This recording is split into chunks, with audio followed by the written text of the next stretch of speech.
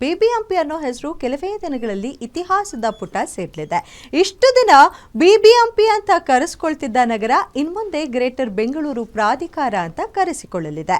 ಅದರ ಜೊತೆಗೆ 5 ಪಾಲಿಕೆಗಳಾಗಿ ಬೆಂಗಳೂರು ಅಭಿವೃದ್ಧಿ ಮಾಡಲಿದ್ದು ಇದು ಹೇಗೆ ಕಾರ್ಯನಿರ್ವಹಿಸಲಿದೆ ಅನ್ನೋದರ ಮಾಹಿತಿ ಇಲ್ಲಿದೆ.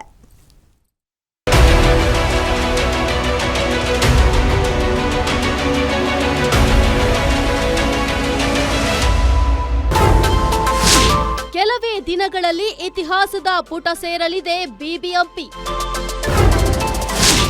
ಇನ್ಮುಂದೆ ಜಿಬಿಎ ಆಗಿ ಪ್ರಾಧಿಕಾರದಿಂದ ಬೆಂಗಳೂರು ಅಭಿವೃದ್ಧಿ.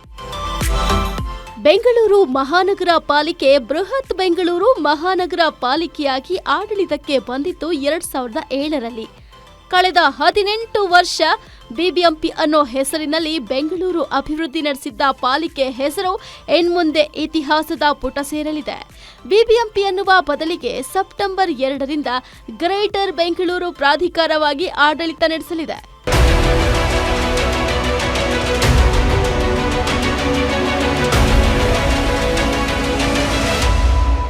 ಈಗಾಗಲೇ ಜಿಬಿಎ ತಿದ್ದುಪಡಿ ವಿಧೇಯಕ ಅನುಮೋದನೆಗೊಂಡಿದ್ದು ಇದರ ವ್ಯಾಪ್ತಿಯಲ್ಲಿ ಬೆಂಗಳೂರು ಉತ್ತರ, ಬೆಂಗಳೂರು ದಕ್ಷಿಣ, ಬೆಂಗಳೂರು ಉತ್ತರ, ಬೆಂಗಳೂರು ಪೂರ್ವ ಹಾಗೇನೆ ಬೆಂಗಳೂರು ಕೇಂದ್ರ ಎನ್ನುವ 5 ಪಾಲಿಕೆಗಳ ಮೂಲಕ ಆಡಳಿತ ನಡೆಸಲಿದೆ. ಈ 5 ಪಾಲಿಕೆಗಳಿಗೆ ಈಗ ಹೊಸ ಕಚೇರಿ ಹುಡುಕೋ ಕೆಲಸ ಭರದಿಂದ ಸಾಗಿದ್ದು, ನೂತನವಾಗಿ ಉದಯಿಸಲಿರುವ ಈ ಪಾಲಿಕೆಗಳಿಗೆ ಹಿರಿತನದ ಆಧಾರದ ಮೇಲೆ ಆಯುಕ್ತರ ನೇಮಕ ಪ್ರಕ್ರಿಯೆ ಕೂಡ ಭರದಿಂದ ಸಾಗಿದೆ. 5 ಪಾಲಿಕೆಯ ಹೊಸ ಕಚೇರಿಗಳು ಎಲ್ಲೆಲ್ಲಿ? ಬೆಂಗಳೂರು ಉತ್ತರ ಯಲಹಂಕ ತಾಲೂಕು ಕಚೇರಿ ಅನೆಕ್ಸ್ ಬಿಲ್ಡಿಂಗ್. ಬೆಂಗಳೂರು ದಕ್ಷಿಣ ಜಯನಗರದ ದಕ್ಷಿಣ ವಲಯ ಕಚೇರಿ. ಬೆಂಗಳೂರು ಪೂರ್ವ ಎಂಜಿ ರಸ್ತೆಯ ಯುಟಿಲಿಟಿ ಬಿಲ್ಡಿಂಗ್.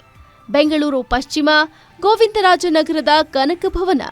ಬೆಂಗಳೂರು ಕೇಂದ್ರ ಬಿಬಿಎಂಪಿ ಕೇಂದ್ರ ಕಚೇರಿ ಅನೆಕ್ಸ್ ಬಿಲ್ಡಿಂಗ್.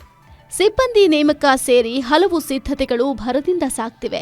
ಇನ್ನು ಜಿಬಿಎಗೆ ಅಧ್ಯಕ್ಷರಾಗಿ ಸಿಎಂ ಸಿದ್ದರಾಮಯ್ಯ, ಉಪಾಧ್ಯಕ್ಷರಾಗಿ ಡಿಸಿಎಂ ಡಿಕೆ ಶಿವಕುಮಾರ್ ನೇಮಕವಾಗಿದ್ದು, ಪ್ರಾಧಿಕಾರದ ಸದಸ್ಯರಾಗಿ ಕೇಂದ್ರ ಸಚಿವರು, ರಾಜ್ಯ ಸಚಿವರು ಹಾಗೂ 5 ಪಾಲಿಕೆಗಳ ಮೇಯರ್ಗಳನ್ನ ನೇಮಿಸಲಾಗಿದೆ. ಇದರ ಜೊತೆಗೆ ಜಿಬಿಎ ಮುಖ್ಯ ಆಯುಕ್ತರಾಗಿ ಹಾಲಿ ಬಿಬಿಎಂಪಿಯ ಮುಖ್ಯ ಆಯುಕ್ತ ಮಹೇಶ್ವರ್ ರಾವ್ ಅವರನ್ನ ನೇಮಿಸಲಾಗಿದೆ.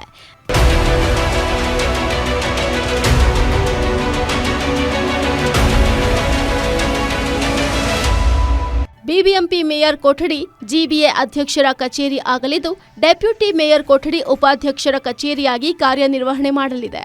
ಕಳೆದ 18 ವರ್ಷಗಳಿಂದ ಬೆಂಗಳೂರಿನ ಜನರಿಗೆ ಚಿರಪರಿಚಿತವಾಗಿದ್ದ ಬಿಬಿಎಂಪಿ ಅನ್ನೋ ಹೆಸರು ಇನ್ನು ಕೆಲವೇ ದಿನಗಳಲ್ಲಿ ಹೊಸ ಹೆಸರಿನ ಮೂಲಕ ನಗರದ ಅಭಿವೃದ್ಧಿಗೆ ಸಿದ್ಧವಾಗ್ತಿರೋದು ಸಿಟಿ ಮಂದಿಗೆ ಏನಾದರೂ ನೆಮ್ಮದಿ ಸಿಗುತ್ತಾ, ಅಭಿವೃದ್ಧಿಯ ಭಾಗ್ಯ ಸಿಗುತ್ತಾ ಅನ್ನೋದನ್ನ ಕಾದು ನೋಡಬೇಕಿದೆ. ಉಲಾಸಿಯಸ್ ಕಿರುವಾಸೆ, ಗ್ಯಾರಂಟಿ ನ್ಯೂಸ್, ಬೆಂಗಳೂರು.